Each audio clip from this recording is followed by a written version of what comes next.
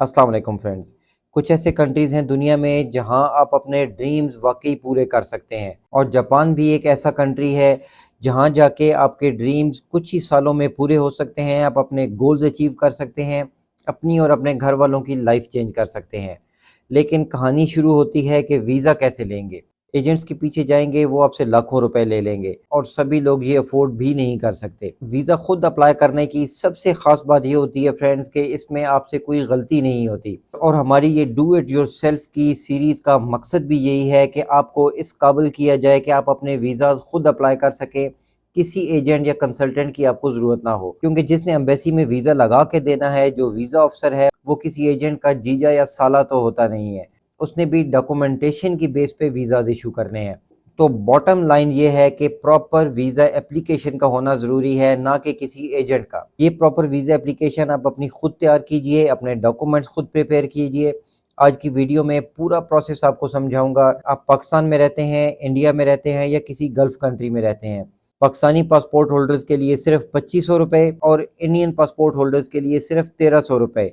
और अगर वीज़ा नहीं लगता तो भी आपको इसमें से पैसे वापस मिलते हैं एम्बेसी से। तो आइए समझते हैं ये पूरा प्रोसेस आज की इस वीडियो में।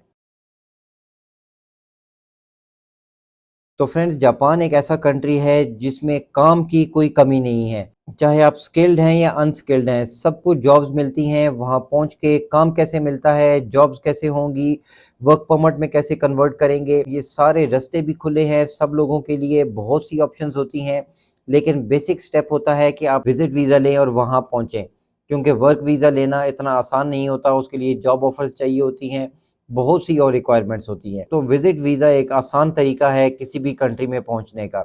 तो जापान विज़िट वीज़ा के लिए सबसे पहली एक ख़ास बात, इंडियन और पाकिस्तानी पासपोर्ट होल्डर्स के लिए इसका वीज़ा एप्लीकेशन फॉर्म बिल्कुल सेम होता है, कोई फ़र्क नहीं है, चाहे आप इंडिया से अप्लाई कर रहे हैं या पाकिस्तान से। मैं अभी आगे चल के आपको पूरा एप्लीकेशन प्रोसेस भी दिखाऊंगा, लेकिन इसके बेसिक डिफरेंसेस मैं बता दूं पहले कि पाकिस्तान से अगर आप अप्लाई करते हैं तो इसकी कोई वीज़ा फ़ीस नहीं है। जापान का टूरिस्ट वीज़ा या विज़िट वीज़ा लेने की कोई फ़ीस नहीं है पाकिस्तानी पासपोर्ट होल्डर्स के लिए। तो ये वीज़ा अप्लाई होता है वीएफएस के थ्रू। तो उनके सर्विस चार्जेस हैं 2500 पाकिस्तानी रुपीज़, जो कि आपने कैश पे करने होते हैं जब आप वीज़ा एप्लीकेशन सबमिट करवाएंगे। और ये नॉन रिफंडेबल होते हैं। अगर वीज़ा नहीं लगता तो ये 2500 रुपये आपको वापस नहीं मिलेंगे, लेकिन वीज़ा की कोई फ़ीस नहीं है। और अगर आप इंडिया से अप्लाई करते हैं तो वहाँ पे भी आपने वीएफएस ग्लोबल के थ्रू ही वीज़ा अप्लाई करना है, लेकिन आपको 500 रुपया इसकी फ़ीस पे करनी होगी। और ये एम्बेसी की फ़ीस है, चाहे आप सिंगल एंट्री अप्लाई करें या मल्टीपल एंट्री। 500 इंडियन रुपीज़ इसकी फ़ीस पे करेंगे, जो कि रिफ़ंडेबल है। अगर आपका वीज़ा नहीं लगता तो ये 500 रुपये आपको वापस मिल जाते हैं। और वीएफएस के चार्जेस इंडिया में हैं 800 इंडियन रुपीज़। तो इंडिया में 1300 और पाकिस्तान में 2500, दैट्स इट। इसके अलावा 1 रुपया आपने खर्च नहीं करना। एक और डिफरेंस यहाँ पे फ्रेंड्स आपको बता दूं कि पाकिस्तान में स्टिकर वीज़ा मिलता है जापान का, लेकिन इंडिया से ई वीज़ा मिलता है। ई वीज़ा मिलने का मतलब ये नहीं है कि आपने अप्लाई भी ऑनलाइन करना है। आप अप्लाई वही पुराने तरीके से करेंगे, इंडिया में रहते हुए वीएफएस ग्लोबल जाके पेपर एप्लीकेशन सबमिट करेंगे, अपने डॉक्यूमेंट सबमिट करेंगे। लेकिन जब पासपोर्ट आपको वापस मिलेगा तो वो ई वीज़ा के साथ होगा, ना कि स्टिकर वीज़ा होगा। तो अब आते हैं इसकी वीज़ा एप्लीकेशन पे। तो फ्रेंड्स, ये जापान का वीज़ा एप्लीकेशन फॉर्म है, जो कि स्टार्ट होता है आपकी पिक्चर से। आपने अपनी पिक्चर यहाँ पे पेस्ट करनी है, स्टेपल नहीं करनी। ये पिक्चर का साइज़ भी दिया गया है 45 mm बाय 35 mm। उसके बाद आप अपना यहाँ पे सर नेम देंगे, गिवन नेम देंगे। कोई और अगर नाम यूज़ करते हैं तो वो यहाँ पे मेंशन करेंगे। Date of birth, place of birth, अपना जेंडर सेलेक्ट करेंगे। मैरिड है, सिंगल हैं, डिवोर्स्ड हैं, जो भी आपका स्टेटस है वो यहाँ पे सिलेक्ट कीजिए। उसके बाद नेशनैलिटी, आप पाकिस्तानी हैं, इंडियन हैं, बांग्लादेशी हैं, जो भी आपकी नेशनैलिटी है। कोई और सिटीज़नशिप आपके पास है वो भी यहाँ पे मेंशन करेंगे। आपका आईडी नंबर, जो कि आपका पाकिस्तान में सीएनआईसी नंबर होता है या इंडिया में आधार कार्ड का नंबर है, वो यहाँ पे मेंशन करेंगे। तो ऑर्डिनरी पासपोर्ट यहाँ पे सिलेक्ट कर लीजिए, पासपोर्ट नंबर यहाँ पे मेंशन करेंगे, place of issue, date of issue, issuing authority, यहाँ पे आप अपने कंट्री का नाम मेंशन कर दीजिए, डेट ऑफ एक्सपायरी पासपोर्ट की। अब फ्रेंड्स, ये important question, certificate of eligibility number. Certificate of eligibility उन लोगों को मिलता है जिनके पास कोई स्पॉन्सर होता है, कोई गारंटर होता है जापान से। वो उनको सर्टिफिकेट ऑफ एलिजिबिलिटी इशू करवाता है जापान में इमिग्रेशन डिपार्टमेंट से। लेकिन क्योंकि आप एक टूरिस्ट वीज़ा अप्लाई कर रहे हैं, आपका कोई जानने वाला नहीं है जापान में, तो इसको सिंपली आप कर देंगे नॉट एप्लीकेबल, NA यहाँ पे लिख दीजिए। Purpose of visit to Japan, इसमें टूरिज्म कर देंगे। Intended length of stay in Japan, कितने दिन का आपका टूर है। ये टिपिकली लोग 7 दिन या 10 दिन का टूर रखते हैं, लेकिन इस ट्रेडिशनल फिगर से थोड़ा हट के आप अपनी एप्लीकेशंस को फिल कीजिए। अपना टूर आप 5 दिन का रखें, 6 दिन का रखें, 8 दिन का, 12 दिन का। वहाँ सेटलमेंट के लिए आपको 1 दिन चाहिए, इससे ज़्यादा टाइम नहीं लगता आपको अपना स्टेटस स्विच करने में। लेकिन आज की वीडियो क्योंकि वीज़ा के बारे में है, तो स्टेटस चेंज करने के बारे में कोई और वीडियो ज़रूर शेयर करूँगा आपके साथ। Date of arrival in Japan, अब इसके लिए ज़रूरी है कि पहले आपने एक एयर टिकट रिज़र्व करवाई हो। ये रिज़र्वेशन करवानी है, जापान एम्बेसी की क्लियर इंस्ट्रक्शन है इसके ऊपर कि do not buy a ticket before your visa. Visa मिलने से पहले आपने टिकट परचेज़ नहीं करनी, आपने सिर्फ रिज़र्वेशन करवानी है। उससे आपकी डेट क्लियर हो जाती है कि किस डेट को आप पहुँचेंगे। वो डेट यहाँ पे मेंशन करेंगे। पोर्ट ऑफ एंट्री, किस एयरपोर्ट पे आप पहुंच रहे हैं। जापान का टोक्यो का इंटरनेशनल नरीता एयरपोर्ट है, उस वो एयरपोर्ट यहाँ पे आप मेंशन कर दें। यहाँ पे एयरलाइन मेंशन करनी है कि कौन सी एयरलाइन से आप जा रहे हैं। यहाँ पे आपने फ्रेंड्स होटल का नाम, उसका फ़ोन नंबर और एड्रेस मेंशन करना है जो कि आपने होटल बुकिंग करवाई है जापान में। फिर dates and duration of previous stays in Japan, तो इसको भी आप नॉट एप्लीकेबल कर सकते हैं। यहाँ पे होम एड्रेस देना है, फ़ोन नंबर, मोबाइल नंबर और ईमेल एड्रेस। फिर है करंट प्रोफेशन, आप बिज़नेस ओनर हैं, जॉब करते हैं, जो भी आपकी जॉब का स्टेटस है वो यहाँ पे आप मेंशन करेंगे अपनी पोजीशन। अगर अपनी आपकी कंपनी है, बिज़नेस ओनर हैं, तो यहाँ पे अपनी कंपनी का नाम दे दीजिए, या जिनके पास जॉब करते हैं उस कंपनी का नाम देंगे, फ़ोन नंबर और एड्रेस कंपनी का। उसके बाद सेकेंड पेज पे फ्रेंड्स पार्टनर्स प्रोफेशन और ऑक्यूपेशन। अगर आप मैरिड हैं तो आपके पार्टनर का क्या ऑक्यूपेशन है। अगर आप हस्बैंड हैं, आपकी वाइफ जॉब करती हैं तो वो मेंशन कीजिए। अगर वो एक हाउसवाइफ हैं तो आप यहाँ पे हाउसवाइफ भी मेंशन कर सकते हैं। अब फ्रेंड्स कंफ्यूजिंग क्वेश्चन है गारंटर और रेफरेंस इन जापान।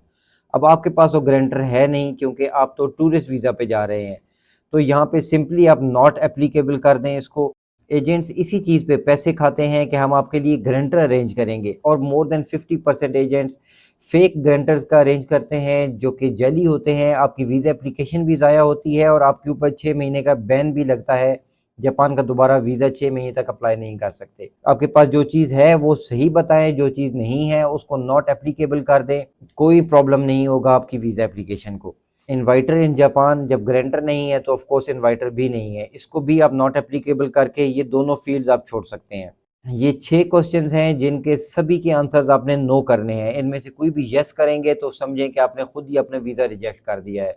तो इन सभी को आपने नो करना है, इसको आप एम्प्टी छोड़ देंगे। डेट ऑफ एप्लीकेशन यहाँ पे मेंशन करेंगे और इस एप्लीकेशन फॉर्म को आपने प्रिंट कर लेना है। आपने यहाँ पे सिग्नेचर करने हैं, तो आपकी वीज़ा एप्लीकेशन फॉर्म कंप्लीट हो गया। इसके बाद फ्रेंड्स अब आते हैं डॉक्यूमेंटेशन पे। तो सबसे पहले तो ये चेकलिस्ट देख ले फ्रेंड्स। हम टूरिस्ट वीज़ा की बात कर रहे हैं तो हम टी कैटेगरी में देखेंगे कौन कौन से डॉक्यूमेंट्स आपको रिक्वायर्ड है। सबसे पहला डॉक्यूमेंट टी कैटेगरी में आता है आपका अकोमोडेशन, मतलब प्रूफ आपने अपनी होटल बुकिंग लगानी है। सेकंड है आपका पिक्चर। थर्ड आपका पासपोर्ट। फिर है आपका CNIC। उसके बाद है बैंक डॉक्यूमेंट्स, आपकी 6 महीने की बैंक स्टेटमेंट। लेकिन अब ये 3 महीने की बैंक स्टेटमेंट भी चलती है, ये आपको आगे चल के अभी दिखाऊंगा मैं कि 6 महीने की ज़रूरी नहीं है, आपके पास 3 महीने की है तो भी आप चला सकते हैं। और उसके बाद है ऑक्यूपेशनल एविडेंस, आप क्या काम करते हैं, आप बिजनेस करते हैं, जॉब करते हैं, उसका प्रूफ आपने देना है। एयरलाइन बुकिंग, NOC, अगर आप गवर्नमेंट सर्वेंट हैं, कोई गवर्नमेंट जॉब करते हैं, उसके लिए आपको अपने ऑफिस से नो ऑब्जेक्शन सर्टिफिकेट लेना होगा। और लास्ट है friends schedule, schedule of your visit to Japan. आपने एक प्लेन पेपर पे अपना स्केड्यूल मेंशन नहीं करना, वीज़ा एप्लीकेशन फॉर्म की तरह जापान एम्बेसी ने इसके लिए भी एक फॉर्म दे रखा है। इस पे आपने अपना स्केड्यूल मेंशन करना है, जिस दिन आपने जापान पहुंचना है वो डेट यहाँ पे डालेंगे। एक्टिविटी प्लान, उस दिन आप होटल में चेक इन करेंगे, होटल का कॉन्टैक्ट नंबर देंगे, अकोमोडेशन जो भी होटल का एड्रेस है वो देंगे।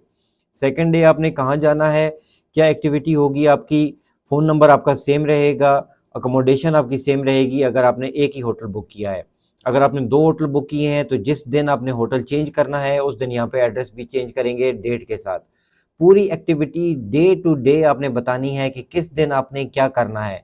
इससे आपकी जेन्युइननेस शो होती है कि आप एक वाकई टूरिस्ट हैं, आपने रिसर्च की है अपने ट्रैवल के लिए, आप एक प्रॉपर प्लान के साथ अपना ये ट्रिप स्टार्ट करें और एंड करें। तो ये ट्रैवल आइटिनरी हो या वीज़ा एप्लीकेशन फॉर्म हो, डॉक्यूमेंट्स की चेकलिस्ट हो, इन सभी के लिए लिंक आपको डिस्क्रिप्शन में मिलेगा। अब सेकंड चेकलिस्ट देखें जो कि वीएफएस ग्लोबल ने इशू कर रखी है। उसमें भी सेम वही चीज़ें हैं, पासपोर्ट और उसकी कॉपी, वीज़ा एप्लीकेशन फॉर्म, आपकी पिक्चर, आपका एयरलाइन टिकट, आपका travel plan, hotel booking, certificate of employment या आपका जॉब लेटर, अगर बिजनेस करते हैं तो आपकी business profile, bank statement of recent 3 months. कि अम्बेसी ने 6 मंथ की लिखी थी, लेकिन वीएफएस ग्लोबल के थ्रू क्योंकि अब आपने सबमिट करनी होती है एप्लीकेशन, तो वो 3 महीने की स्टेटमेंट भी एक्सेप्ट करते हैं। तो इसलिए ज़रूरी नहीं है कि आपने 6 महीने की देनी, आप 3 महीने की भी दे सकते हैं। अगर आप एक स्टूडेंट हैं तो स्टूडेंट कार्ड देना है, अपने सीएनआईसी की कॉपी देंगे, एफआरसी की कॉपी देंगे, और इस सब के साथ द मोस्ट इम्पॉर्टेंट एक कवर लेटर, जिसके बगैर आपकी वीज़ा एप्लीकेशन कंप्लीट नहीं होती फ्रेंड्स।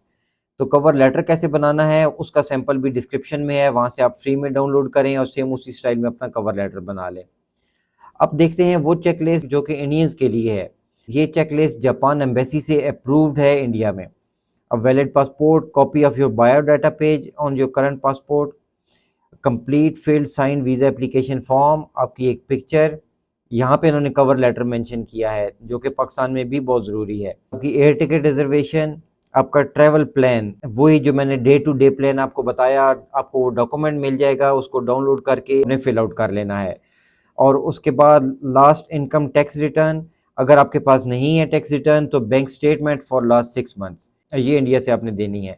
अब इनमें आप देखिए फ्रेंड्स, क्योंकि ये टूरिस्ट वीज़ा एप्लीकेशन है तो दोनों कंट्री से कहीं पे भी ना आपको इन्वाइटर मांगा गया है ना कोई ग्रंटर मांगा गया है। ये डॉक्यूमेंट्स फ्रेंड्स आपने अरेंज करने हैं और आपने जाना है वीएफएस ग्लोबल में, इसका लिंक भी आपको डिस्क्रिप्शन में मिल जाएगा।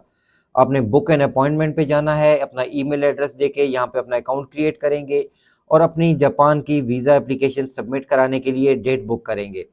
उसके बाद आपको एक ईमेल आएगी, जिस ईमेल में आपको एक कंफर्मेशन लेटर आ जाएगा कि आपकी कौन सी डेट फाइनलाइज हुई है, जिस पे आपने जाके अपने ये सभी डॉक्यूमेंट सबमिट करवाने हैं। और उसी दिन आपने पैसे भी पे करने होते हैं, पाकिस्तान में 2500 रुपये, जो कि सर्विस चार्जेस हैं वीएफएस के, अम्बेसी की फ़ीस नहीं है। इंडिया में आपने 1300 रुपये पे करने हैं, 500 रुपये अम्बेसी की फ़ीस और 800 रुपया वीएफएस के चार्जेस हैं।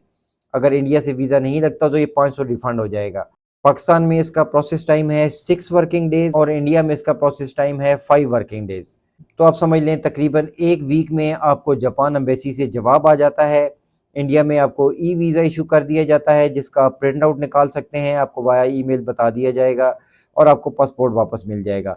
जबकि पाकिस्तान से आपको स्टिकर वीज़ा इशू किया जाता है जापान का। तो फ्रेंड्स, डू इट योरसेल्फ, खुद अपना वीज़ा अप्लाई करें। कमेंट्स में बताएं नेक्स्ट कंट्री हम कौन सा रखें अपनी इस डू इट योरसेल्फ की सीरीज़ की 3rd वीडियो के लिए। पहले मैं ये वीडियो शेयर कर चुका हूँ, जिन भी भाइयों ने ये वीडियो नहीं देखी ज़रूर देखिए, इन्फॉर्मेटिव वीडियो है। पूरा वीज़ा एप्लीकेशन प्रोसेस इस वीडियो में आपके लिए समझा रखा है।